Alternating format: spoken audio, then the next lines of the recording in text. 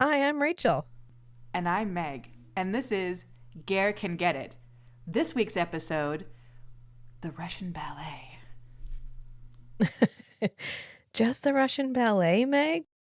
I'm trying to be classy this week's episode and not just say this week Garen tights that dick, right? I'm trying to be classy. If they gave awards for makeouts on screen or stage, this guy would get a lifetime achievement. He'll find any excuse to get right to sucking face. You honestly wouldn't believe it. Dissecting each and every kiss with tongue. There's only one conclusion to come to. It's that Ger can get it. Ger can get it. We have a podcast called Ger Can Get It. I think Classy has flown the building, kind of like Nick. It whooshed. It whooshed. That is Classy that has is whooshed. fair and accurate. I mean, look, the main selling point of this episode, and I'm going to just go on a limb and say this entire TV series is Garen tights that one time. But like, Yeah. otherwise It feels this is like just it. not Yeah. a great show. Yeah. Okay. So this week on Garen Can Get It, dat dick, dat ass, dem tights. Yeah. It feels like they couldn't decide if this was a sitcom or like a weekly serialized drama. And so they ended up with like a drama-com that was not. How did you even get drama out of this other than? Well, I mean, it was like, Russia? are we a procedural? Are we a sitcom? I don't know. We're it kind of doesn't really succeed funny. as anything. Yeah. Yeah. It's so to tell everyone what the hell we're talking about. We are discussing a TV show called Diamonds, and I'm saying the name very particularly for a reason, which I'll explain to you in like 12 seconds. But the TV show itself is called Diamonds. This episode is season 2, episode 3, Leap of Faith. It's from December 1988. So the reason that I'm saying the name of the show very clearly over and over is because even the premise of this thing is so convoluted that it's a little hard to keep straight. But I'm going to do my best for both of us so we can get to Ger wearing tights, which is what we are all here for. So, Yes. okay. So the premise of the show is that there are two actors called Michael and Christina, and that they were, at some point in the semi-recent past, they were actors on a TV show which was called Two of Diamonds. So again, the real show that you, like, if you're Googling this, the real show is Diamonds. The fake show within that show is Two of Diamonds because they didn't want to be helpful, like, at all. So No. in that fake TV show, Michael and Christina, they play husband and wife PIs. So they are not actually married in real life, but on this fake TV show, their characters are married. Following? Good, yes. Okay, more convoluted. So that TV show then gets canceled. They get married at some point, and I'm not clear on whether they get married in real life before the show gets canceled or after, but like at some point they get married and their show gets canceled and then they get divorced. It's like in whatever order they are now divorced. So then they become real life PIs for reasons. I don't know. I guess Yeah, because they figured they like played them PIs so they well could- on TV. Yeah, Yeah. sure, I guess. So then they are divorced real life PIs who played married fake PIs. They are living together in this sort of Victorian house that, like, I don't know if they couldn't pay the set dresser, but there's like one lamp and one table in this entire set. It is the most One chair. abandoned There's looking. a chair. Yeah. Yeah, that's right. There's a chair because Gare sits on it at one point. So, and it's like not just like an office, it's like a full-on house, and they both appear to live there. So they live there together, even though they're divorced. They also run their PI agency off of like the ground floor. Their real life PI agency is also called Two of Diamonds. So the real life PI agency and the fake TV show are Two of Diamonds. The real TV show is Diamonds. Keeping up? Good. Let's go. Yes. It's not. Why? Why is it so convoluted?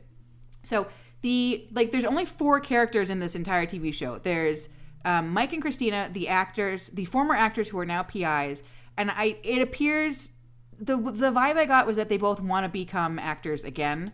I think he wants it more than she wants it, but they both want to go back to being actors, but like they feel like they can be PIs in the meantime, which, like, how is that a fallback career, like, in the meantime? Anyways, whatever. It doesn't have to make sense. Yeah.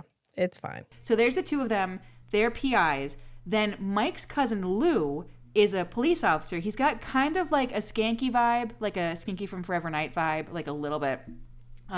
He appears to be the only competent person in this entire TV show. So I appreciated Lou. I liked Lou. So we have cousin Lou. And it seems like one of those like mutually beneficial relationships, sort of like Mike helps Lou out with cases and Lou helps Mike out with his PI cases that'll help him become a TV star again. Yeah. I don't know. So we've got cousin Mike, and then we have a former special effects guy whose name I never learned, and I've watched this episode 3 times. Yeah, it doesn't matter. I thought he was Russian the first 2 times. He's not Russian. He just has like sort of a thick, what would you describe that accent? Like sort of New York? Yeah, they're know. trying to have like a northeastern, like Boston, New York accent, but it just comes off as weird. It sounded Eastern European the first like 3 times, and then I was like, no. It's like what a person in Canada thinks a New Englander sounds like. What it sounds like. First off, rude. Second off, accurate. Okay. I mean, it's fine. I've made fun of Canadian accent plenty, and I know I sound terrible, but I'm also not on TV getting paid to do it. So that is true. We mock for free and for love. Yes. So I don't know what his name is. It doesn't really matter. But he's the former special effects guy from their PI TV show. Mm-hmm. And so, like, if they need costumes or smoke bombs, he helps them with costumes and smoke bombs. That's kind of that's his deal. Yeah, sounds accurate. The other thing to know about this show is I have read online, like in Wikipedia, I think, that this is one of the first shows like filmed in Canada that actually acknowledges that it's in Canada. But that does not happen in this episode, because in this episode, they just keep saying, this country, this country. This country. Like over and over again in a weird way that like feels very much like we can't let Americans know the show is in Canada because then they won't watch it anymore. Like it was one of those things where like it just got more and more obvious and like creepy every time they said it. Like, here in this country, we believe in freedom. And I'm like, you're giving me the heebie-jeebies. Like, it's creepy. The HJs. The HJs. Oh my God. I forgot about Call that one back. episode of Littlest Hobo. How can anyone ever forget the Littlest Hobo, Meg? No, I like in my head it goes, The Littlest Hobo never forgets about you. He cares. the Littlest Hobo believes in all of us. He cares about you. I like the Littlest Hobo. So like the one where he goes to the circus and solves financial fraud, like insurance fraud. I love that episode so much.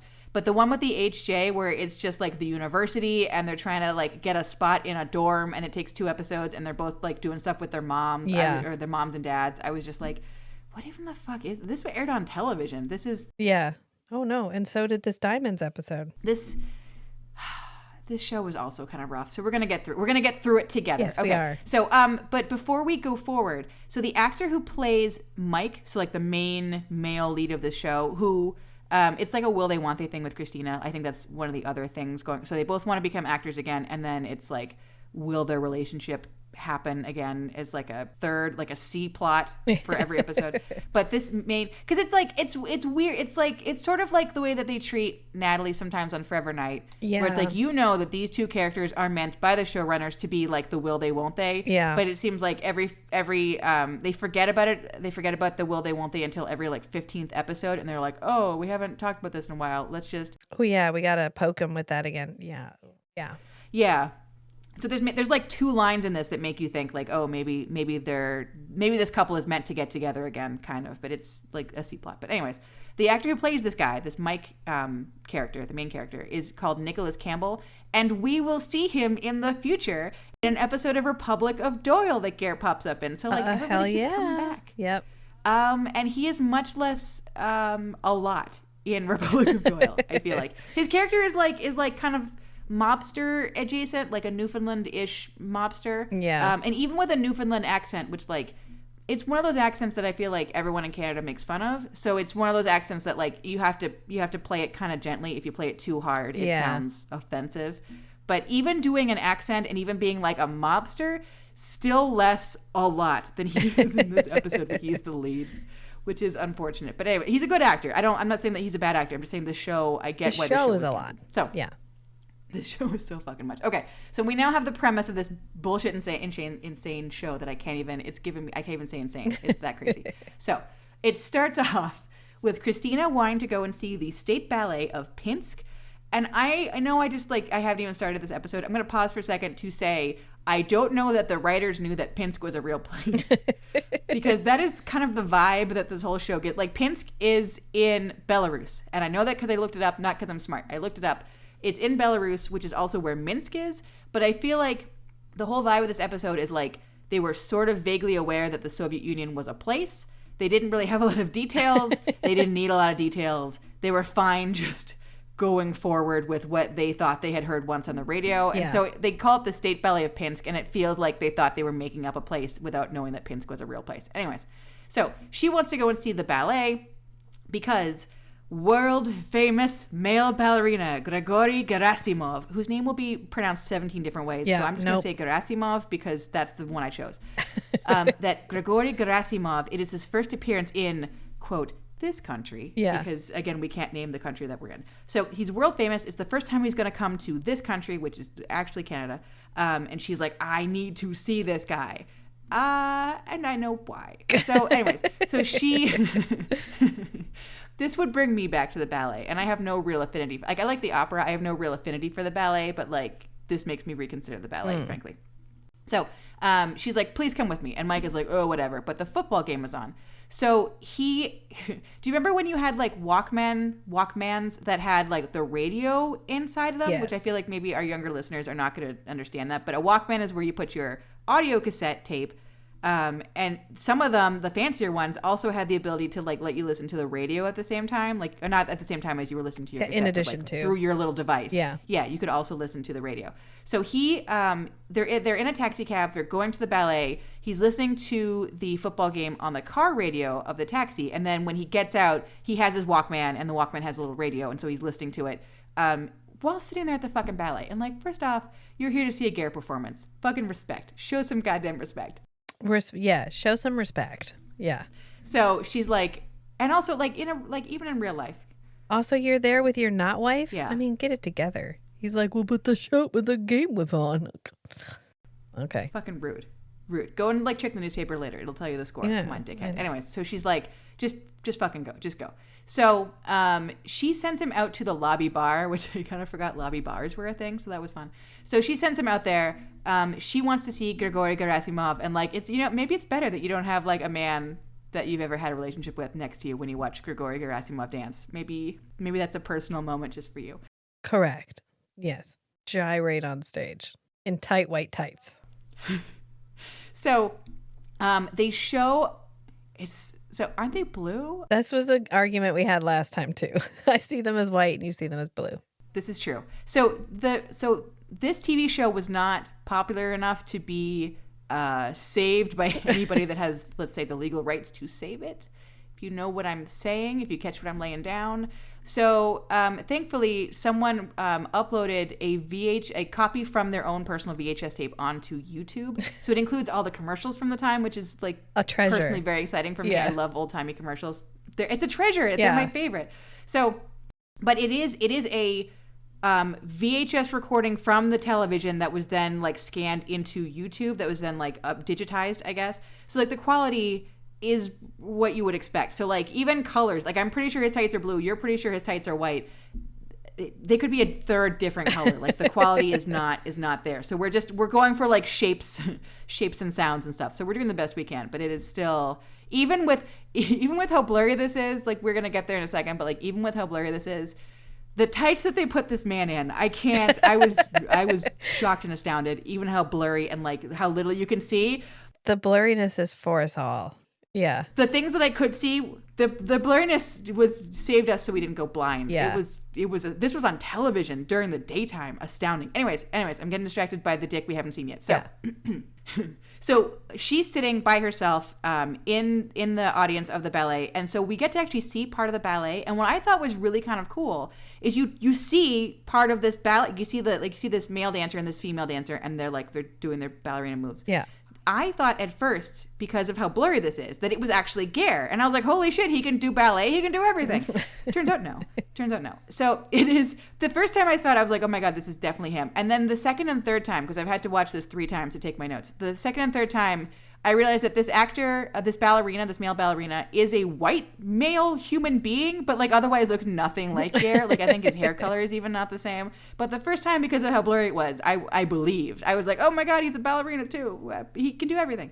So, and not only are these just like rando ballerinas, these are famous Canadian ballerinas, Frank Augustin and Marie-Christine Mouy, or possibly Mouis, Mouis, and he's Augustin, Augustyn, if you care. He wrote a memoir. I found out because I was like researching him. He's like Mikhail Baryshnikov famous. He's like super, super fucking famous. And they had him on the worst goddamn TV show I've ever seen in my life. But like, so anyways, I was really impressed that they had the forethought to like get an actual male ballerina and have him like do his moves on there. I thought it was kind of cool. So anyway, we had to see like just a tiny little bit of ballet. And then we see, so he's only going to be in the first act. So like Christina is already pissed off that she's had to spend part of the first act bitching at her ex-husband to watch the ballet, and she's missed a bunch of Ger. So Ger goes on, he does his little tiny dance. He comes off the stage. He has what I can only describe as black swan eye makeup, which again, I somehow did not notice the first 2 times I watched it and then only saw the third time.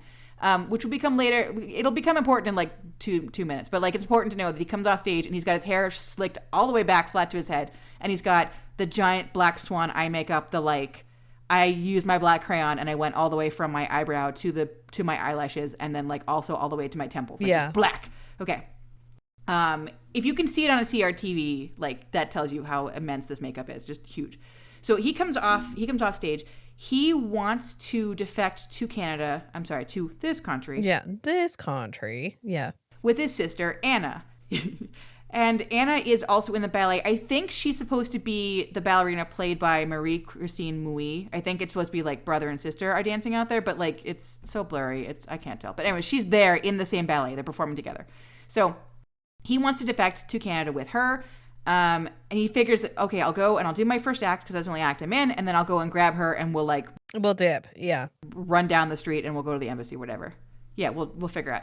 So after he gets off stage after the first act, he's like, where's my sister? I can't find her. And then he finds out from some other girl ballerina that their KGB handler, Vladimir Takovich, got her first.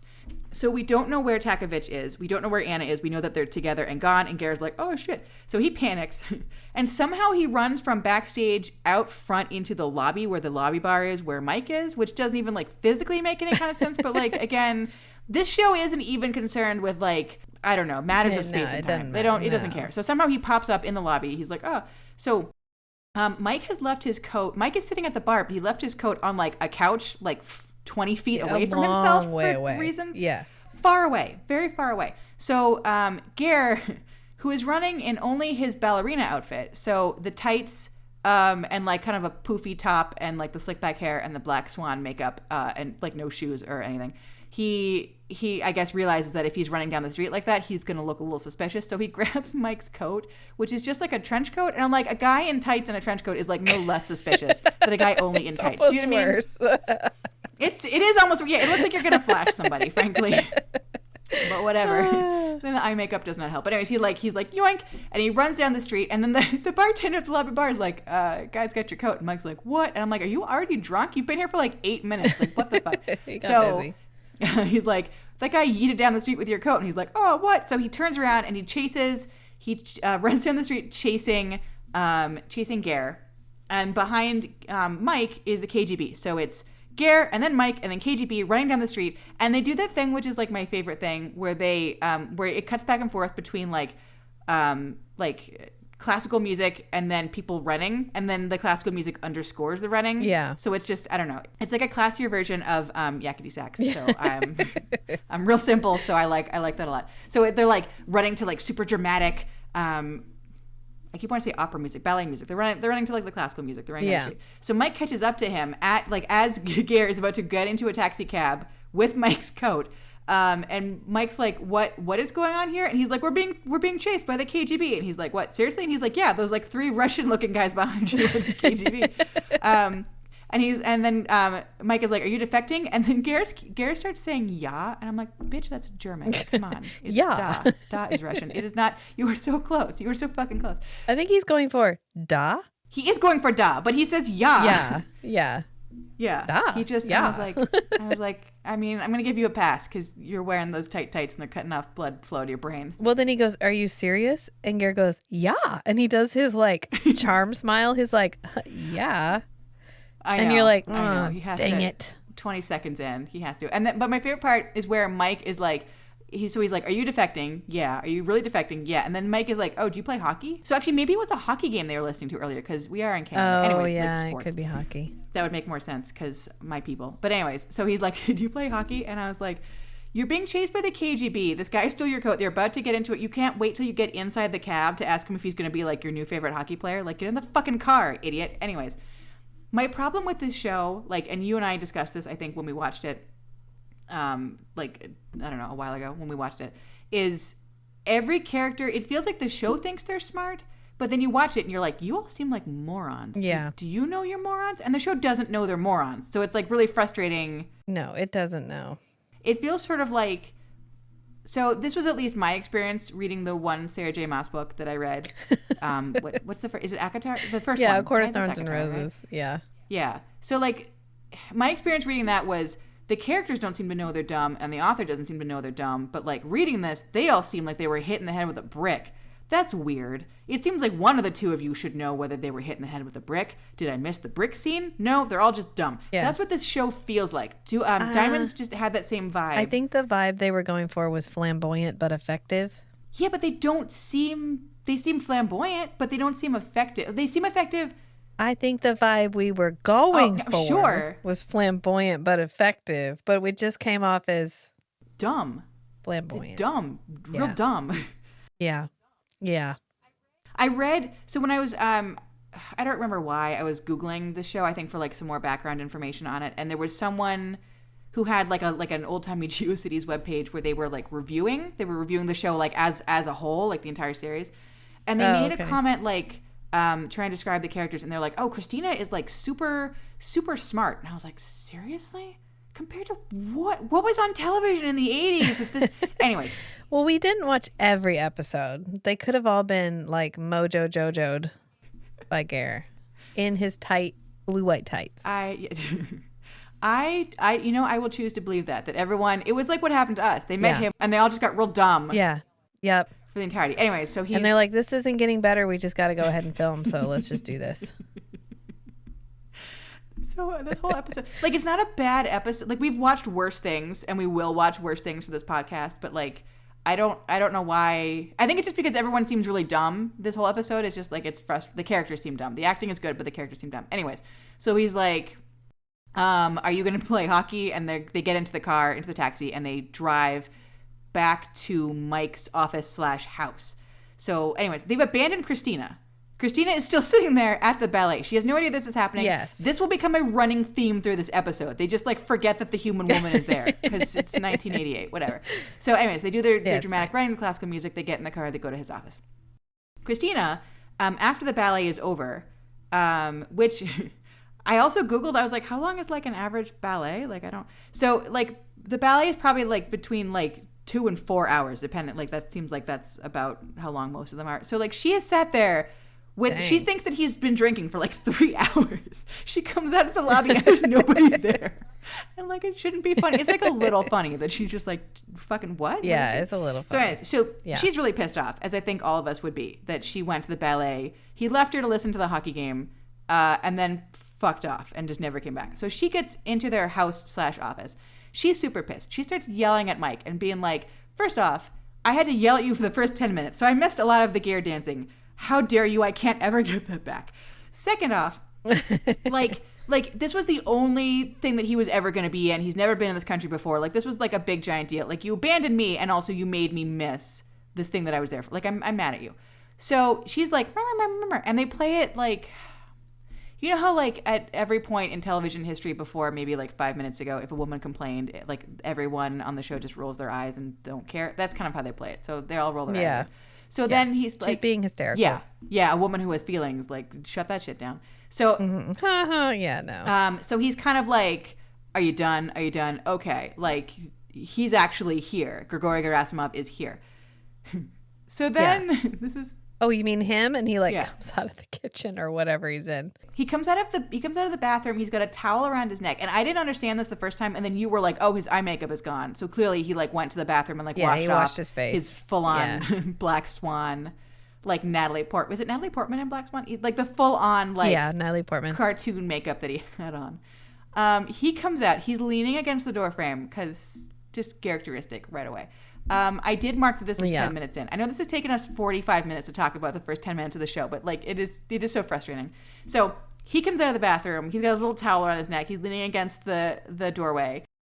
She sees him, and what happened to her is, I think, exactly what happened to us, but getting to watch it from the outside was also sort of painful because I was like, oh, girl, I've been there. Because she sees him and goes, brain dead, just gone. Like her jaw fucking drops.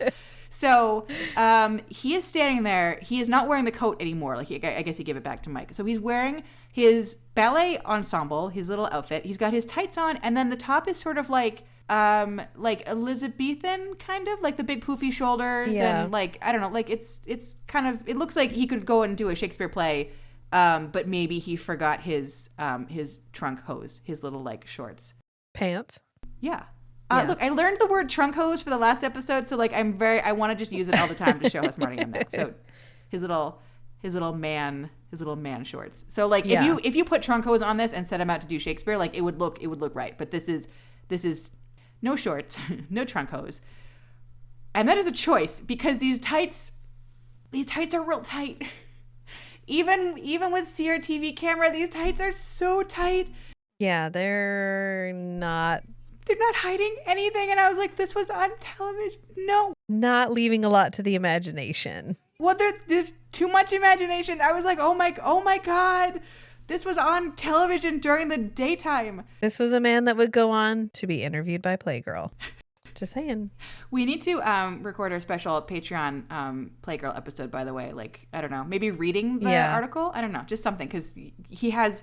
Dramatic reading. Do we both own the Playgirl article? You're goddamn right we do. Yeah. Yeah. And everything in there. Yeah, you have the digital and the physical copy. I have 2 copies of it because I'm a real fucking weirdo. Well, I couldn't wait okay, for the... sorry, I derailed you. No, you're fine. I mean, look. So much 90s Ger, dick. Just so that much. That whole magazine. Uncomfortable amounts. I didn't think I could be shocked, so I'm like a little bit pleased that I can still be shocked. But like the things I saw in that magazine, I can't unsee. It changes you. And no one will ever explain it to me. And it's like the college boy edition. Okay, it's fine. No, we're going to save this. We got to save this for the Patreon. It's fine. It was Anyways, so please pay it like $1 for the Patreon or whatever and listen to us go through that magazine, which I'm just glad that mine wasn't like sticky when I got it, frankly. Anyways, back to Ger. He's wearing the tightest tights I've ever seen in my whole goddamn fucking life. This woman goes absolutely brain dead. He doesn't have his Scary Swan Lake makeup on anymore. He leans against the corner of the door. He's got his little towel on, and he kisses her hand while making full eye contact. And she basically it becomes comatose. I've never seen that because I lived that, basically, is what happened. We know what that feels like from the inside.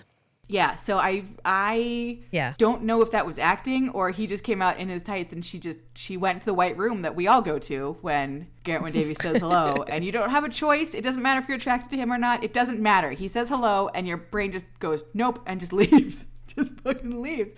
So she's standing there going, he is doing, God bless him. It is a full-on Robin Williams Russian accent. And I'm going to explain that a little bit. Because when Robin Williams used to in a stand-up he like did Russian accents a lot for whatever reason. I guess because it was the 80s and I feel like that was just a thing. It is not a bad Russian accent. That's not what I mean when I call it a Robin Williams Russian accent. It is just big. It is very, very big. And like, do I believe that there are like actual Russian people that like have that accent? Absolutely. Like it's a good accent. Like it's fine. It's better than my Russian accent, which is to say it's good. But like it is so goddamn huge. And those tights are so goddamn tight, and he's kissing the woman's hand, and there's like a lot happening. There's just a lot coming in all at once. It's hard. You are a beautiful lady. You won't get there. And he's doing the flirt face too. The like, Maybe that's what it is. It's because he's doing the full-on Garrett Wynne Davies patented flirt until the woman goes like brain dead. The I see you. the I see you face. But he's doing it with Yeah. a giant Russian accent on top. So it is the Yeah. most. And just like bait and tackle just straight out for everybody. Like, here it is, y'all. I know we keep talking about it, but like, oh my God. I can't. No actor on television now would agree to be filmed like this unless they were also done through like a CRTV with like Vaseline on the front, because like, Yeah. you don't Probably why not see it can never be upgraded. No. We can't get the 4K version. We can't. I'm going to It's be not honest. possible. I am a 36-year-old woman. I think if I saw the 4K version, it would make me cry. It would make me upset. I'd be like, I can't look at that. I can't. It's too much. It's so beautiful. I don't know. No, it would be what I'm looking upsetting. at. I'm like, Yeah. it's too much. I didn't. Anyway, now that everybody's left the podcast to go YouTube Nudity. that, Please, You're please. I'm welcome. not crazy. This is not like him wearing like baggy Bermuda shorts and us being like, oh my God, Garrett. No, this is like, it is No. viscerally upsetting. There is too much ball. It Yeah, is for too the self-admitted most clothed person on TV to have a thing where he's like white tights, no underwear. Oh yeah, there's nothing under those tights. Yeah. It is just. No, I mean there's something under the tights. There's something under the tights, but it's not underwear. For a man who is not a never nude, this would be a lot. For a man who is a never nude, it sort of feels like, is this what you want? Like, I'm giving it to you. And I'm like, no, sir, no, I didn't want this. Put it away. I can't. It hurts my eyes. Give this man some shorts. It's too much. You can't go back. No. You can't go back. Once you've seen it, you can't go back. I've seen things I can't unsee. Anyways, he's my father's age. Anyways. Not when he filmed this, he wasn't. No, he was our age when he filmed this. Anyways, so Eyes we're on only the 10 minutes into this episode. This is going to be like a 19-hour long. This was the most important scene. Yeah. No, we had to dwell. So he It's comes fine. out, full on kisses her hand while making just complete eye contact, which is a move. It's a move. So he's like, look, I want to it's a defect. I want to defect with my sister, but I can't just go to the authorities because they have my sister and they're going to send me back to Russia and they're going to send me to Siberia as a punishment. And so they're talking about, they're like glasnost, which I had to look up because I didn't know it. So glasnost is like a policy of openness in Russia, or like I guess in the Soviet Union at the time that this was happening. So this is actually, so the Soviet Union, the fall of the Soviet Union is, I believe, 1991. And this episode is 1988. So we are like right at the very end of the Soviet Union. So he's like, I know you're going to ask me about glasnost. It means that like, it doesn't mean that I can't leave. He goes, it means that there's no reason for me to leave. So if I leave, they're going to like smuggle me back and stick me in Siberia. So the glasnost is bullshit, basically. So he's like, just help me get Anna out. Like she is being held by Takovich. Like I got to get her. And then like, once I have her, then I can go to the authorities. But like before I have her, I can't do anything because they'll hurt her. Like if I go to the authorities, if I defect on my own, they'll kill my sister. They'll hurt her. They'll stick her in Siberia, like whatever. So he's like, please help me. So Christina is like a fucking sucker and also a little bit brain dead from just getting full on Ger and tight stick. So she's like, absolutely, I will help you.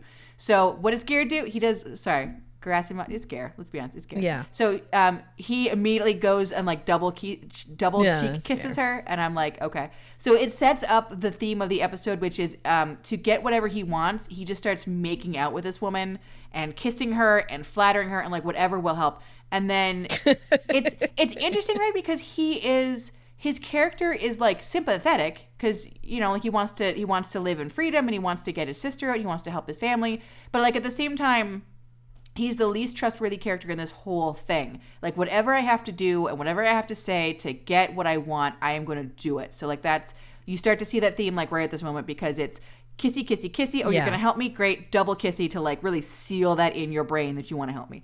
So Mike asks Ger about money because he's a PI. He does this stuff for money. And Ger pretends not to understand him because Mike is even like, rubles? Do you have rubles? And Ger's like, Barney rubles? Haha, it's funny, a joke. And then like leaves.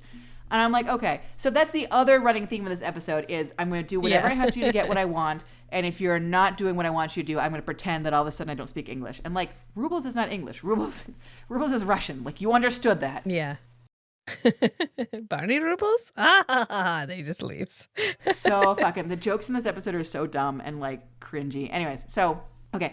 So Mike is like, okay, I'm going to figure out what happened to to Ger's sister Anna, and to do that, I'm going to go to the theater because I guess it's not just like a one night only ballet. They're there for a little while, so they're rehearsing in the middle of the daytime. And so he's like, I'm going to go there and I'm going to ask around and like maybe I'll figure out what happened to his sister. So he's like, I'm going to use my acting skills because I am an actor. And I'm just like, okay, maybe I haven't seen the show. Maybe you'll be like a good actor and I'll be like impressed and it'll be like one of your skills that helps you be a good PI. Like I can see subterfuge, like it's subterfuge, basically acting. That'll help you being a PI. Like great. Fucking no. Yeah. And again, I can't tell if the show knows that they're dumb or not, but I feel like the show does not know that they're dumb and it's fucking painful to watch. So he shows up, he slicks his hair back, he sticks on glasses, and he calls himself Joe DiMaggio. And I'm like, even the Russian guy knows who Joe DiMaggio is, you fucking dipshit, whatever. So he shows up and he's like, hi, I'm a reporter for Contemporary Dance Magazine. And actually, like, this is like a very specific reference, but have you seen Little Shop of Horrors, either the movie or the play or anything? Yes. Yeah. Yeah, I've seen the movie. So you know how like everybody who plays Seymour Krelborn in Little Shop of Horrors, like they have to do like nerd voice. They don't have to, but they always end up doing like like whiny nerd voice. I swear to God, that's what Mike does. That's what the Mike character does. He's just like, oh, I'm a nerd and I work for a magazine. And I'm just like, okay, you're supposed to be like a great actor, but okay, I see now why your fake TV show inside this other crappy TV show was canceled, sir. But whatever. Yes. Yeah. So he shows up and he goes to rehearsal and he asks the other ballerinas about Anna, and they're all like, oh, we can't talk to you because they will send us to the gulag. Bye. So they all run off. Takovich is there, and Takovich is like, you're not supposed to be here. This is a closed rehearsal. And so he like tries to ask Takovich questions about Anna, and Takovich is like, do you have an appointment? Like, did we schedule this? Like the questions a normal human being would ask if you randomly showed up and were like, I'm here for my interview. And they're like, what interview? So it's like, okay. Which then makes me think like maybe the show knows that they're not good at this because it's like a human person asking the human person questions while Mike is being dumb. I don't think there's an answer to this question. I know, but I can't not think about it. I think the answer is the show only lasted 2 years. But Forever Night only lasted 3 years, so like it doesn't necessarily mean quality, but maybe in this case. Well, it's you know what it reminds me of actually. Do you remember when we watched the finale of the Frankie Drake Mysteries, and we were like, are the characters dumb? Is the show dumb? Do the characters think they're smart? Does the show know that they're dumb? Yeah. Well, how are we supposed to fall here? What do you think of this character at this time? Are they smart or are they dumb? And like where it's not clear what the show thinks. And that's kind of what this show feels like. Like, do you think that he's a good actor? Yeah. Maybe if we watch this entire series, we would get an idea, but I don't think it's answerable from one episode. Yeah. Well, but like I said, there was that article online where the person had like seen the whole series and was talking about it and seemed to think that the characters were smart, and I was like, yeah, well, maybe in a broad sense, because like if you watch Forever Night and you only watched Vampire Dog, that gives you a sense of the show that is not accurate to the show. Yeah, that's, you know what I mean? I know what you're saying. I know. It's just it's like, you know what I'm saying. It's weird to I feel like it's not just a problem that this show has. It's not just a problem that Frankie Drake has, and I said Frankie Knight, Jesus. That but it feels like maybe for a lot of shows, it's a problem that a lot of shows have, where it's like, are these characters smart? Are they dumb? Are they like geniuses? Are they morons? Are they like? Because if it changes like by the situation, and if it's not clear what the show thinks of them, like you could have a great show that like knows this character's a dummy. It's just bad writing. Yeah, that's what it feels like it is. Just like I don't know if you know what this character's supposed to be, but it's weird to watch it from the outside and like not know how I'm supposed to feel about the character. Anyways, so Takovich is like, you're a loser, leave. Yeah. So I literally wrote in my notes, I was like, maybe the secret theme of the show is that the characters are very dumb, but they think they're smart because they used to play PIs on TV. Unclear, which is kind of how we land on this, I guess. So anyway, so Ger is looking for his sister. While this is happening, the KGB is looking for Ger. So Cousin Lou, the police officer, gets approached by both the KGB and the Canadian feds, or I guess the North American generic feds, who are all trying to find Ger for like different reasons, but basically like overall to stop like a big international incident. So they're all like circle jerking each other, trying to figure out like what's going on and where Ger is. And Lou is like not taking any of this seriously, and he's just like this guy he's either here to defect or he's not, or he's like with a fan. So like we'll figure it out. Like it's not a big thing, and he doesn't get why the KGB are like losing their goddamn minds, and why the Canadian feds are like, if the KGB is losing their minds, we're all gonna lose our minds. So like let's figure this shit out. And Lou is like not. I feel like in general in this show he's not laid back, but in this one scene he's like, I don't really give a shit about like a fucking Russian ballerina, whatever. So yeah, you're not selling me on why I care. Yeah, exactly. You're not selling me on why I care is accurate. So the other thing that we noticed while watching this one scene at the police station was, because it was very much of its time, the police station, there are a lot of people who have been arrested, like being booked. Every single person being booked is a sex worker. A sex worker, yes. Yeah. And I was like, oh, the 80s. When that was the only crime. Like, I was sort of surprised that they didn't also have, like, a bunch of guys in, like, do-rags and undershirts, because it was only sex workers and drug dealers. But this episode, only sex workers. And I was like, okay, this is... And they're all dressed so stereotypically. Yeah. It was, like, a lot. This is painful, this show. Yeah. Yeah, it was a mood. Yeah. So they're all trying to find Ger. Mike is also asking Lou for help. At some point, Mike will tell Lou, like, hey, I've got Ger here. And so then Lou is trying to juggle, like, the two different countries' feds on the one side with helping his cousin on the other side and trying to figure out what's going on. I will say that, like, normally I don't like when you have, like, the rando cop characters show up, because they're used as, like, a get out of jail free card, like, sometimes literally, but where they don't seem to actually understand things. But in this case, they're trying to get Lou to help them get into a hotel room later in the episode. And Lou is like, hey, the Fourth Amendment is a thing that exists, which is the American version. I've never practiced law in Canada. So there's got to be something similar about like searches and seizures. But he's like, the Fourth Amendment is a real thing. Yeah. Do I have a warrant? No, I do not. Do I have an exception to like the warrant requirement? No, I do not. And I was like, that was actually really refreshing, especially for like the 80s and like a show that literally just showed me a police station full of prostitutes. Like, thank you, sex workers. Sorry, I know that's the better term, but like, thank you for showing me a cop that like is aware that there are constraints on your power. Like that's sort of rare today, frankly. So like so getting that in a TV show in the 80s, I was like, oh, I'm being spoiled right now. Look at this. Ooh. So anyways. So like that's pretty much all that Lou is good for in this, but like Lou exists. So we pop back. So the Ger and Christina moments are like the only thing to recommend this episode for. So now we have a Ger Christina moment. So Christina is trying to dress Ger in Mike's clothes, which these two actors are like they're not even the same height. Like they're very different sizes. So I'm like, how does that even work? But I guess for her sake and for ours, she's like, you can't just be walking around with your balls hanging out, man. We got to put you in people clothes. So she starts trying to dress him. You need pants. Yeah. Yeah, he needs pants. He needs many pants, which is maybe why he wears so many layers and everything else. He's like, I can never be this naked again. It is absolutely. It's for our protection. Yeah. He's a giver. I close my eyes and I see those tights. I can't even. Anyways, so she's trying to dress him in Mike's clothes, and Ger hates it. He's like, these are all stupid. They should be Italian. And I was like, sir, okay. So Christina is physically, like, she's not just giving him clothing and going, I think this will fit. She is physically caressing him and putting clothing on him. And I'm like, is this how it was written in the script, or is it just kind of how it played out when you guys were on set? Because like it was totally ad-libbed. It is. She's like, I just can't stop touching him. I don't know what is happening. That's kind of how it plays out. Yeah. So she like physically puts this jacket on him, and then because it's 1988, she pops his collar, and I was like, ugh, popped collar moment. I love it.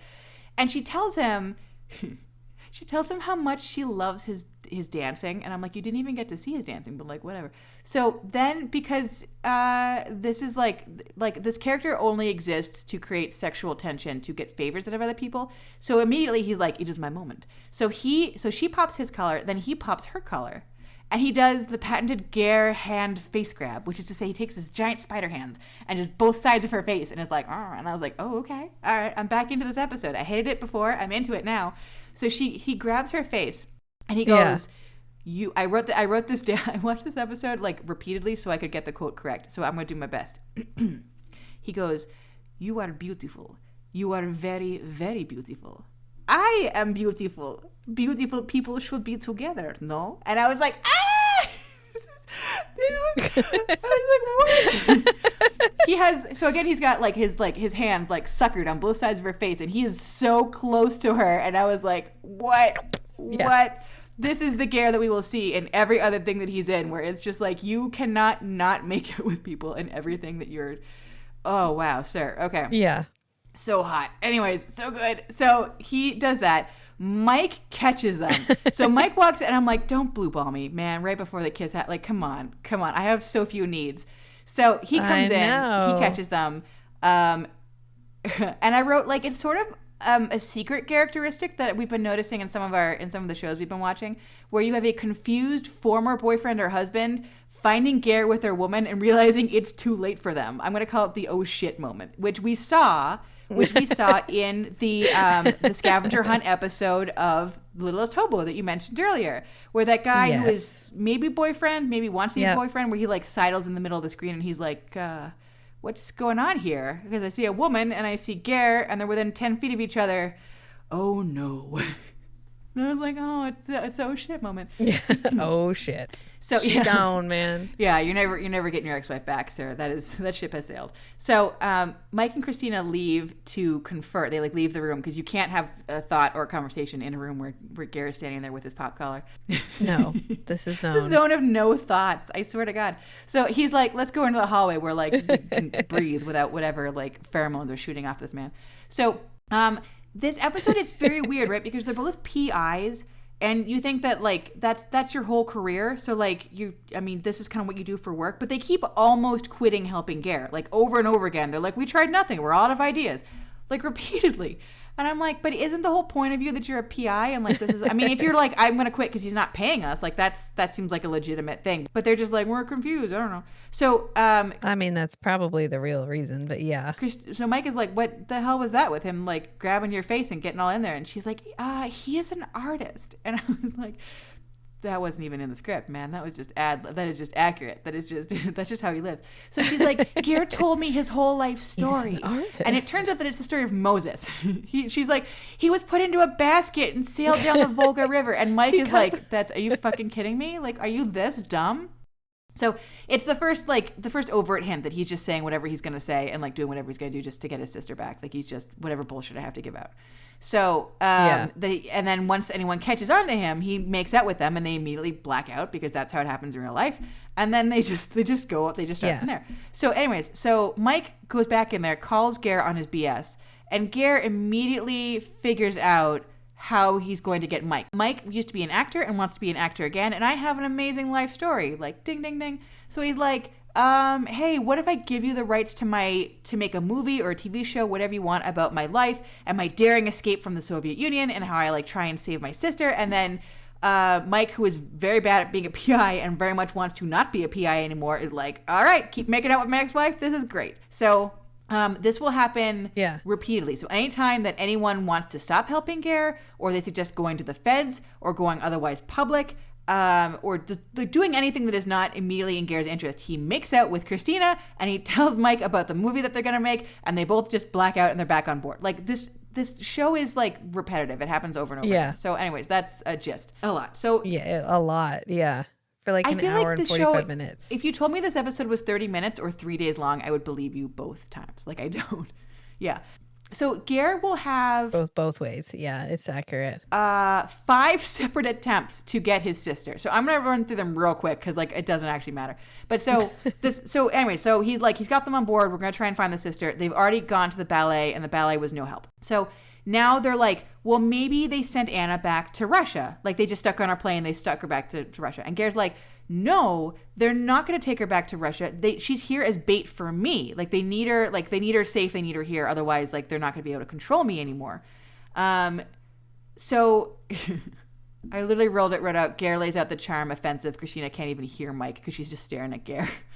Oh, that's right. Yeah. So, and this is the scene where Mike has been. So Ger gets Mike back on board with talking about the movie again, and so Mike goes, "What's mine is yours." While both of them stare at Christina, and I'm like, "Well, that's gross." I mean, she's into it, but gross as fucking hell. Anyways, it was important for me to track every horny, sweaty moment, and I feel like this is horny, sweaty adjacent. So this is exactly this is why we have this. So anyway, so yes, 5 separate times in this between 1 hour and 3 day long episode, for him to get his sister back. So episode number 1, he's like, so he sneaks off to call the KGB handler for his first attempt at doing exchange. He has a secret ring, which, as we know from Frankie Drake, is just a thing that happens with Ger. He has rings with secrets in them. And his secret ring, he like, it's like a double secret ring and has 2 secrets. So the ring, like the outside, the face of the ring, he sticks it in an ink pad, which is just lying around as one has. And then he rolls it on a piece of paper, and it turns out that there's a phone number like embossed into the ring. So that's how he knows how to call his handler. So he calls the handler. Later, we're going to find out that inside the ring is microfiche with some kind of secret information that would be very embarrassing to Takovich if it got out. And like by embarrassing, I think they mean they will shoot Takovich if it gets out. And that Ger, as part, because he's like a famous ballerina, he's been able to get through customs internationally without a lot of muss and fuss, because I think he just stares at people and kisses them and they all black out, and he walks right through customs, as he does. So he's been able to like bring packages back and forth. And so I don't know if they mean like actual packages and microfiche, or he just is referring to the microfiche with packages. But he can bring secret stuff back and forth internationally through customs, and no one bugs him. If this ring falls into someone else's hands, the Soviet Union will be embarrassed. So this is his magic ring with 2 secrets, because, let's just combine that. So yes, he calls his handler, and he's like, where's my sister? Let's meet at the bookshop, because there's like one bookshop in Alatoona that they meet at. We're going to make this happen. So they, when Mike and Christina come back into the room, Ger is gone. There's just like a popped open window. He's like yeeted himself out the window and run down the street to the bookstore, which is amazing. And so they're like, what is going on here? So they figure out who he called by hitting the redial button. And like for a second, I was like, oh, maybe the Mike character is actually kind of smart. And the Christina character is like, he learned that from being on the TV show. And I'm like, okay, so the show itself is like undercutting whether he's smart or not. So whatever. So they're like, okay, we know where he is. So they run down the street, or they drive down the street to find him. They see him walking up to the bookstore, and they see a bunch of Russians. I think this is where the Russians are walking behind him, but they see him walking down the street, and they think the KGB is going to attack him. So they're like, get in the car. And he's like, oh shit, I don't have a fake reason for this, whatever. So he jumps in the car. So the KGB guys think he's going there to meet them. They see him walking down the street, and then they see him yeet himself back into a car and drive away. So they're like, not super impressed. So then Mike is like, okay, like I need to get Lou involved. This is when he wanders off to go and like get Lou to help him. And he's like, look, I can't bring Ger with me because there's like feds at the police station. And also, if I tell Ger that I'm doing this, he's not going to be pro this plan. Like he thinks if we talk to any authority figure at all, like his sister's going to be hurt. So let's distract him. Christina, you're a human woman. Go and distract him by taking him shopping. So we have a beautiful 1988 mall shopping scene, which, as I said to you when we watched, I like miss malls. I miss when malls were fun, and maybe it's because I'm an old woman now and life has passed me by. But like I feel like malls were when the mall itself was the destination. Yes, yeah, you would go and like hang out, and like you went to the mall, and there were shops, but as a place where you could like hang out and like snack and like try on clothes and like rifle through merchandise, and you just like had a good time. Whatever, I don't know. I miss that. I feel like we don't have that anymore, and it bums me out. But anyways, so Christina is like, okay, just single time with me and Ger. Like, I am on it. I will distract the hell out of him. So Ger's like, Mike, give me your credit card. So he takes the credit card. They go to the mall. They have clearly done a lot of shopping by the time we get back to them, because Ger has like 6 shopping bags under each arm, and I'm like, okay. So he is also eating what appears to be a very small Philly cheesesteak sandwich, and not swallowing, which is important, because he realizes that he needs to get away from Christina so he can do attempt number 2 to get to the bookstore to like meet his handler and figure out what's going on with his sister. So as he's chomping like open mouth on this fucking Philly cheesesteak, he starts distracting Christina by going, how come you're not married? A beautiful woman like you should be married and have a man. And then he kisses her with sandwich still in his fucking goddamn mouth, because he chews before he kisses her, and then he's chewing after kissing her. And I was like, look, you're Geraint Davies. You get a pass for a lot of things. You can swallow first, but like not for meat mouth. Yeah. Like don't meat mouth me. So it was so great. I didn't notice it until you pointed it out, and then like I couldn't not see him being like nom nom nom nom, and I was like, oh, Philly cheesesteak with all the onions. Yep. He tasted savory. Gross. No, thank you. No. Swallow. Fucking swallow. Anyways. Like he baby birded her. Blech. Here you go. Pre-chewed. Oh, no. What if some food went into her mouth? No, don't think about it. Don't think about it. No. Don't. Oh. She was so out of it, she didn't know what happened. It's fine. It's okay. It was painless. It was painless. Can you just imagine, like they call cut, and afterwards she's like, why do I taste like cheesesteak? Was I eating a cheesesteak? Oh, my God. Anyways. What just happened? It's funnier if they black out. Anyways, Good. so Yeah. she blacks out. She's like, this is too fast. He's like, okay. Like immediately shuts it off again. All right, sure. Let's go back to shopping. He ditches her in the jeans section so we can try and meet the KGB again. So this time he actually gets to his handler at the bookstore.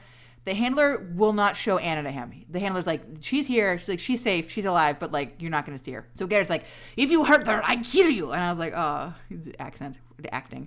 So they're like, if you get on the plane to Moscow, nice. And once you go back to Moscow, like then like we will send her to you and like she'll be safe. But you have to go back. You don't get to defect. And he's like, you know that secret ring with all the microfiche in it that we talked about earlier that like would be super fucking embarrassing for you? I don't have it on my finger and I hid it somewhere. And if I get sent back to Moscow or killed or anything happens to my sister, I guess the Canadian feds are going to find this ring and they're going to like know about the spying and they're going to know about you. You're going to get in trouble. So he's like, I am going to give you the ring in exchange for Anna. We're going to do a handoff and then we're never going to deal with each other again. We're going to be good. So they're like, okay, we can't argue with that. So he sneaks back into the office, and when Christina, who again is mad at being left behind because it's the second time a man has just fucking yeeted away from her and left her like walking around going like, hello, hello. So she's pissed off. She gets back.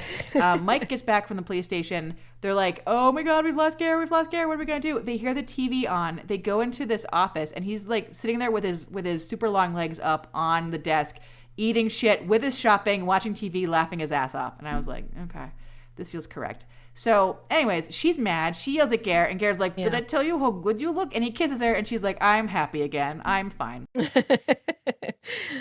Bad feelings gone. Bad feelings gone. Yeah. Bad feelings are gone. Memories of the last 12 hours just disappeared. Mike is like, look, you've already, like, you have nothing else to give me. Like, I know you're going to give me the movie, but, like, you have nothing else to, like, you're not going to kiss me. So he's like, I'm just going to go to the feds. Like, you are not telling us everything. Like, you're being a douche and you're kissing my ex-wife and I don't like it. So Ger's like, okay. And so he admits all the stuff that we already know. So he's like, I am a courier for the KGB. Here's my magic ring. They don't check me at the border. And Christina, like, this is why I think she's dumb. She's like, you're betraying your country. And I'm like, his country is the Soviet Union. So the opposite of what you said, but like, whatever. So Mike is now happy again because he's like, oh my God, like a secret spy angle. This is going to be great for the movie. So Christina has been kissed. She's happy. Mike has a good hook for his movie. He's happy. Ger has now admitted everything going on in his life. So like, great, cool, whatever.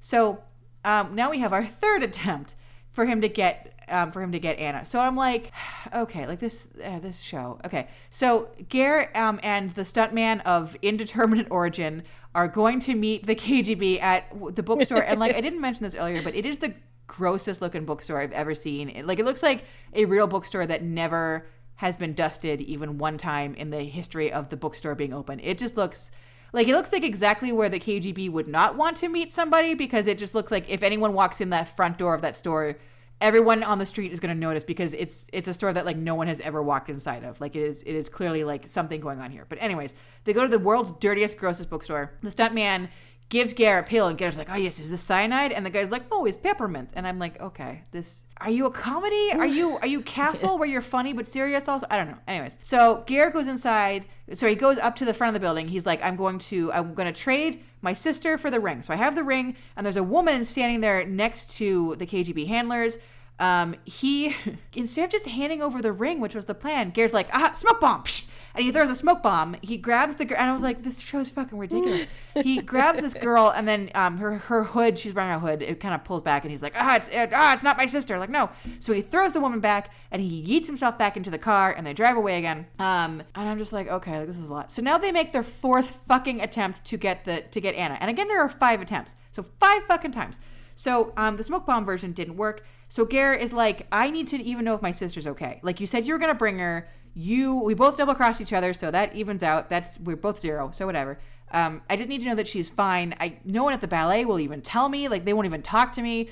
No one has seen her since the performance. So I know she's in her hotel room. Like, she hasn't left the hotel. Only the KGB are going in and out. So, like, we know what room she's in, but, like, I just need someone to tell me whether she's okay. So we have the stuntman and Christina and Mike, and they're going to try to bluff their way into the hotel room that they have determined is the room where Sister Anna is. And the way that they do that, poor Rachel, this made you so uncomfortable.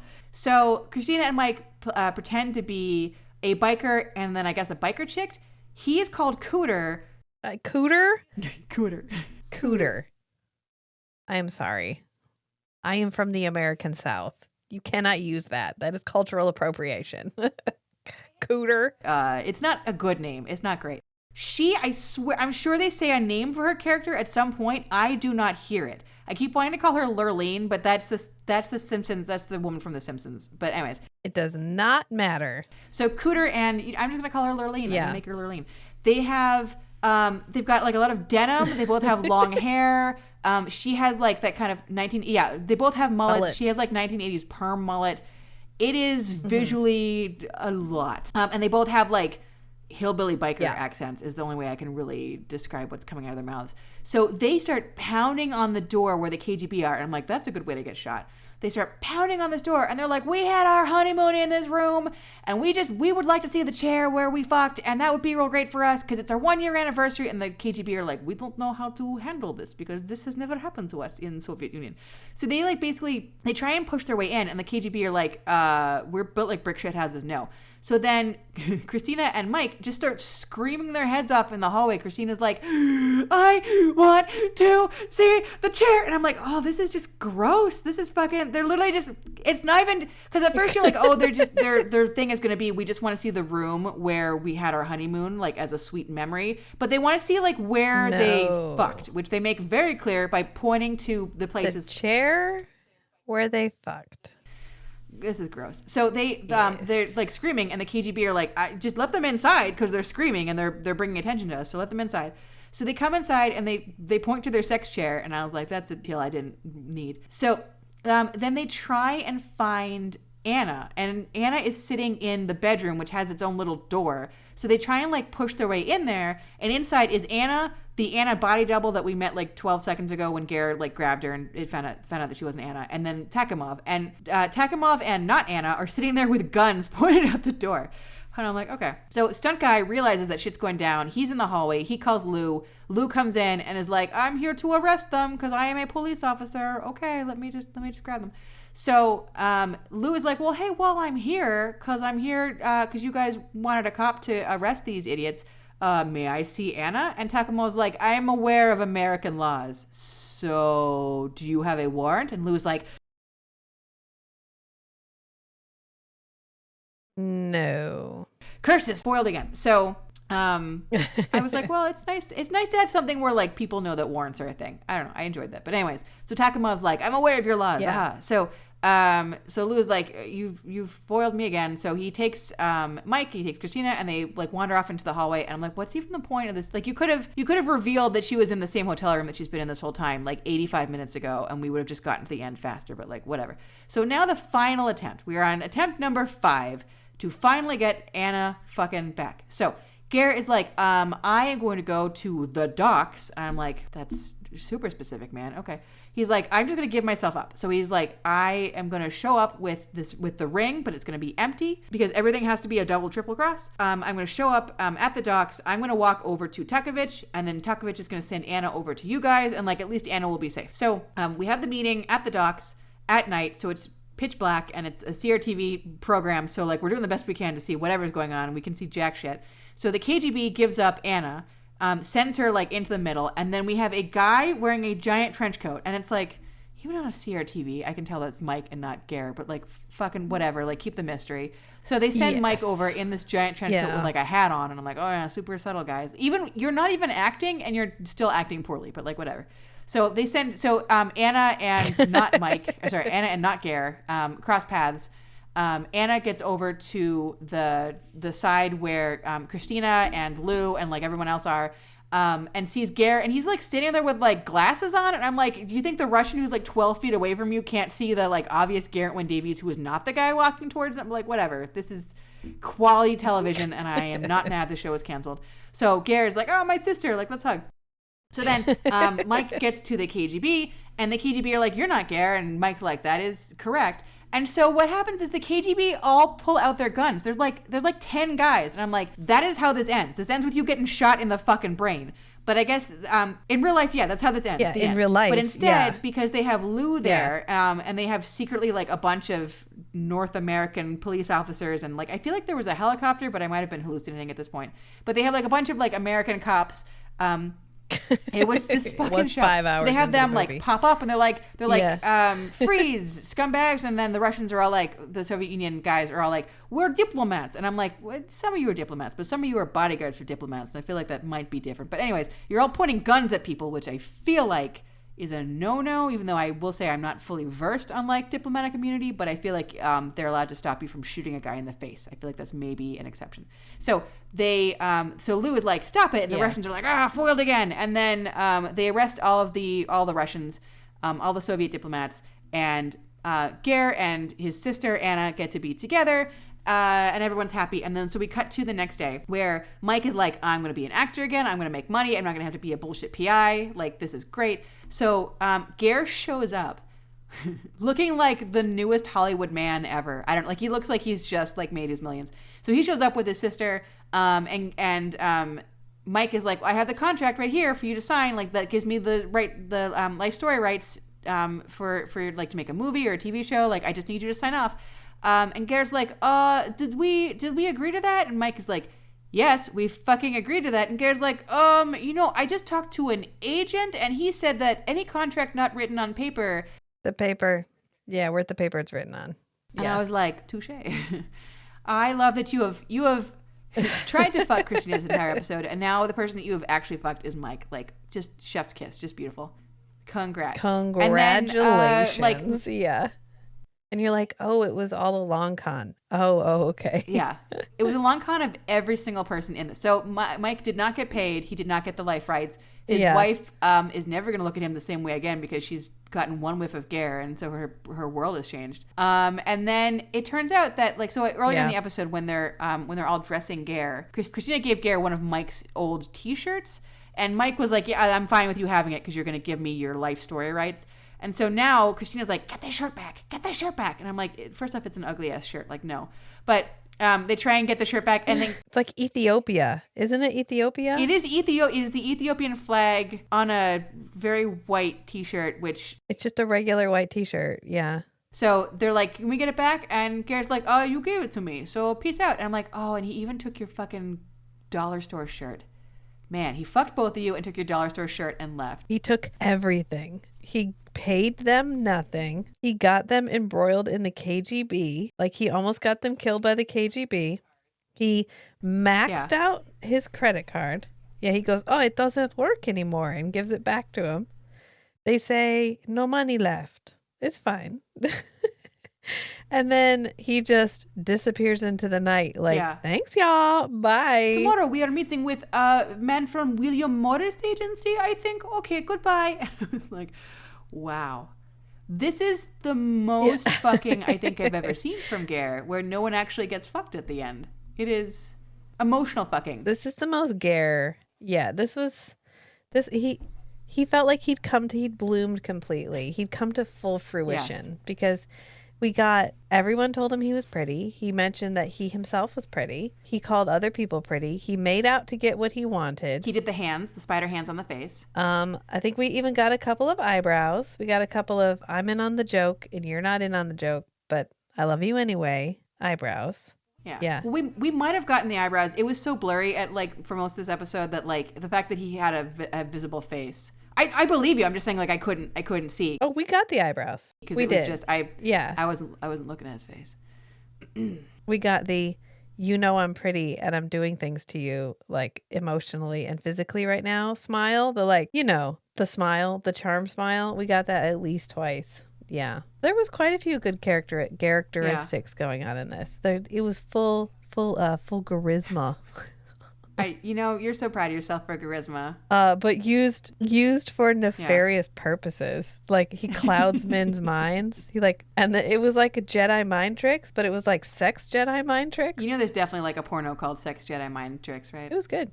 I mean, the episode was trash, but that was good. I mean, there will be soon. Yeah. Our one fan will make it, I'm sure. Shout out again to our one person listening to this. What up?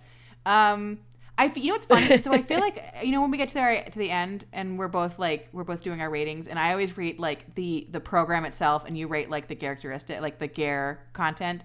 I feel like I always rate the program itself higher than you rate the Ger, because like for a lot of stuff we have like Ger's in it, but he's not like the main guy, so like he's not like the most. I feel like, and you'll tell me in a second whether I'm wrong, I feel like this is going to be our first reverse flip, where like even though the Ger content in this was amazing and astounding and a little bit blinding, I feel like I did not enjoy the episode on the whole because it was so meandering and repetitive. Oh, it was trash. It was just It was pretty. It was a dumpster fire. But like the Ger moments were amazing. It's not the worst thing we've watched. Yeah. Yeah. Oh no. Yeah. No, you're in it for Ger. The Ger stuff was so good. Yeah, you're in it for Ger. You don't know what's happening. It doesn't matter. You're just in it for Ger. Yeah. It's fine. But I feel like my rating, because I locked myself into the rating system of like the overall quality of the program, out of 10, 4.5. I'm gonna give it like a 4.5 out of 10. 4.5 sloppy wet kisses out of 10. Ooh. With the caveat that like I would have given this like a 1 or not a 0 because that's mean. I would have given this like a 1. The other 3.5 are just for the Ger content, because the Ger content was so fucking funny and unabashedly sexual in a way that was astounding for a program that I know this was not like an HBO 2 a.m. program. So like this had to have been seen by human people during the daytime. And for the amount of full frontal ball that we got, I was really and the characteristics and the characteristics, ball. But like for all of that being like a daytime program, like I was astounded, but like that is all that gets me to like the rough, like that just pulls me just up to the edge of a 4.5 out of 10, because this was otherwise so stupid. And like I say, like I get frustrated when I'm watching or reading something and I'm like, I can't tell if you know that your character is dumb or if you think the character is smart, but you're just also dumb and you don't know what a dumb character looks like. So so prove me wrong. What would you rate this as a characteristic? I mean, we're going 5 raised eyebrows out of 5 because we got full dick. I mean, we got like, he wasn't naked, but he might as well have been naked. And then we got like, we pretty much got it all. I mean, we got the making out with like immediately zooming in on the one female in his presence and just like, almost get that. Like, that's mine already. Look at it. This is mine. And then he's so assured of his seduction of her. He doesn't even fucking swallow his sandwich before he kisses her.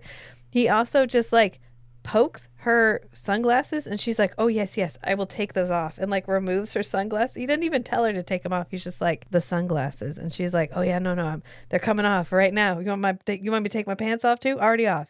It's fine. I didn't even wear underwear. Not a problem. So I know we're in the middle of a shopping mall, but like that's fine. That's cool. Yeah, I think this was the most. I mean, we did the Littlest Hobos, where he's like, one, he's portrayed as older than he is in the other one, but even in both of those, even when he's unabashedly flirting with the female character, it's very much of like a PG, like, we might go hold hands and walk on the beach after this. Yeah.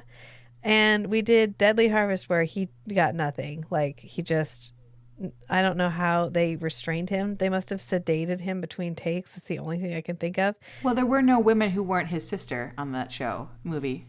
And that's why the world ends. That's why everyone goes crazy and starts fighting each other with farm implements, because Ger didn't get what Ger normally needs to get. So the whole world just collapsed. I mean, that's true. And we've done a couple where he's a side character and he's in it very minimally. Like, it feels like when he is a guest star, he's often not like a very present guest star. He's like, I set up the plot and then I show up for the resolution, but I'm not in the middle. And this was his most involved guest star role, where he got to be full Ger like the whole time. And so I'm going to go 5 I'm gonna go 5 raised eyebrows out of 5. It was a trash television show. You just watch it for Ger and the commercials that were helpfully left in, so you can watch. I thought it was a spoof commercial when we were first watching, and I first watched it because I was like, oh, a commercial. Oh, it must be like, remember when Saturday Night Live would do a spoof commercial and then the regular commercials? I was like, oh, this will be funny. Maybe they did spoof commercials as part of this. No, it's just straight 1988 commercials. I really enjoy. I don't know why I like just enjoy old timey. Not old timey, but like I like seeing old advertisements. I think it's really interesting to see kind of like where the culture is at any given moment, and like how they were selling things, and like what they were selling and what their concerns were, and they're ephemeral. I mean, they're a thing that gets made, and then, I mean, unless they're like iconic, they just disappear. So it's always fun to go back and see these things that are supposed to be just like puff and gone. Yeah, kind of like Ger in this episode. Well, like clearly, like Christina has no recollection of any of her conversations with him, like during the course of the show, because like the second she's angry, that week didn't happen. Yeah, did I go see the ballet? No, hon, no, we couldn't make the ballet. Don't worry about it. No, don't worry about it. It's fine. Where's your Ethiopia shirt? I have no idea. I don't know. I never had an Ethiopia shirt. How dare you? I think so. Like the one thing that we haven't talked about that we were gonna like address maybe a little bit is it's interesting to me that we have this show that's like 36-ish years old, and the whole plot of this episode is a ballerina trying to escape from the Soviet Union. And now we're 36 years later, and the fall of the Soviet Union seems to be one of the major causes of the fighting between Russia and Ukraine. And this past week, there was another Russian ballerina who had to defect to England because she spoke out about the fighting in Ukraine. Like, she spoke against Putin, essentially. And her life was in danger, and she had to basically defect the same way that Ger's character did 36 years ago. So I thought, like, it's interesting to me, like, this episode is, like, not great television, but in terms of, like, a cultural artifact, to see what was going on in the world and the sort of disheartening fact that, like, we're in kind of the exact same world situation, at least in terms of Russia and Eastern Europe. Like, it's interesting and disheartening at the same time that, like, how little has changed. How much and how little has changed. Well, and the fact that, like, the big socio-political, like, fears from 1988 are, like, they've led into the problems of 2024. Like, it's all like a big continuum. I don't know. It's interesting and disheartening, like, all at the same time. And then to see that there's in fact like another ballerina who just did the same thing Ger's character did. Literally did this. I'm sure there was no smoke bombs. I mean, maybe there were smoke bombs. I don't know. Not as far as I could tell from that one article, but I like to think that perhaps there were. I like to imagine, but I will. Yeah, you know what? Let's just go with that. So I'll when we post this on Instagram, I will post some links if anyone feels like donating something to help Ukraine at all. I'll post some. I'll like do some research and see if I can find some reputable charities. We talked about, like, with Vampire Dog, we felt gross about Vampire Dog, so we're going to do our 5K for multiple sclerosis, and so we've now done an episode all about a Russian ballerina trying to escape Russia / the Soviet Union. So it seems only meet and just to. It seems fair, yeah. Plus, it's a good cause. It didn't go away just because we stopped talking about it. So on that note, I mean, like, don't actually watch this episode, but, like, if you want to go to YouTube and, like, just maybe fast forward to Ger being the gariest Ger who's ever geared, like, I would support that. But don't focus on the highlights. We do this professionally. Don't suffer as we have. We're professionals. So on that note, remember, don't be a narc. Well, that ship has sailed. I think it's a good tagline, and I'm sticking to it. Don't be a narc. The guy from Monsters, Madness, and Magic is talking to Ger and has told us that he's going to tell Ger that we exist. So We'll just see what happens. even if no one else is a narc, the narking has happened. Oh God, I can't. He needs to not. What if he listens to this episode? So this is your cue. Download all these episodes in case we get ordered to take them down. Oh my God, he's going to send us a cease and desist letter and be like, stop talking about my balls on the internet. No, come on. It's a comedy podcast for one thing, and it's for the love of the Ger. So, I mean, come on. It is done with love. But if I thought he was going to listen to it, it would have been done with a modicum of shame and restraint, which we haven't had this entire time. No, it would not have. No. Don't lie to yourself. If I thought he was going to listen, no, I am not lying to myself. I thought he would never know that we existed. So until next time. Remember, nobody else narc. No. Just let him forget about it. Let's put it that way. Shh. Don't bring it up again. Bye. Bye.